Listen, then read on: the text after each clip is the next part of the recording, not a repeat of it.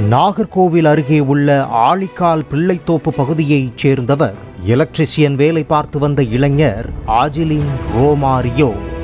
இவருக்கு இன்ஸ்டாகிராமில் 12ஆம் வகுப்பு படிக்கும் 17 வயது சிறுமி ஒருவர் அறிமுகமாகி உள்ளார். அண்மையில் அஜிலினின் தாயார் உடல்நிலை சரியில்லாத காரணத்தினால் நாகர்கோவிலில் உள்ள ஒரு தனியார் மருத்துவமனையில் சிகிச்சைக்கு சென்றபோது அங்கு சிறுமியின் உறவினரும் அனுமதிக்கப்பட்டதால் அஜிலினும் சிறுமியும் நேரில் சந்தித்து பழகி வந்துள்ளனர். இந்நிலையில் சிறுமியை காணவில்லை என சிறுமியின் பெற்றோர் நாகர்கோவில் அனைத்து மகளிர் காவல் நிலையத்தில் புகார் அளித்துள்ளனர். போலீசார் அஜிலினையும் சிறுமியையும் தேடி வந்தபோது தனியாக வீடு எடுத்து 20 நாட்கள் லிவிங் முறையில் வாழ்ந்து வந்தது தெரிய வந்துள்ளது. பின்னர் அஜிலினை பிடித்து போலீசார் விசாரித்த போது தங்களுக்கு வீடு எடுத்து தங்க வைத்ததே சிறுமியின் பெற்றோர்தான் என்பது தெரிய வந்துள்ளது. அஜிலினின் வீட்டில் காதலுக்கு எதிர்ப்பு தெரிவித்த நிலையில் சிறுமியின் பெற்றோர் காதலுக்கு ஆதரவு தெரிவித்து வந்துள்ளனர். இதனால் சிறுமியின் தந்தை முத்துக்குமார், தாயார் ராமலட்சுமி, சித்தி நித்யா ஆகியோர் தனியாக வீடு எடுத்து இருவரையும் தங்க வைத்துள்ளனர். சிறுமிக்கு 18 வயதாக இன்னும் 4 மாதங்கள் இருந்ததால் பின்னர் திருமணம் செய்து வைக்கலாம் என்ற முடிவில் இருந்துள்ளனர்.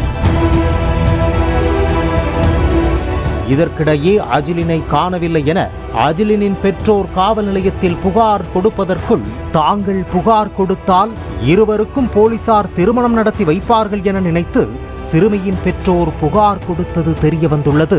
சிறுமியை பாலியல் வன்கொடுமை செய்ததாக அஜிலின் மீது போக்சோ வழக்கு பதிவு செய்த போலீசார் இதற்கு காரணமாக இருந்ததாக சிறுமியின் தந்தை முத்துக்குமார், தாயார் ராமலட்சுமி, சித்தி நித்யா ஆகியோரையும் கைது செய்து சிறையில் அடைத்தனர்.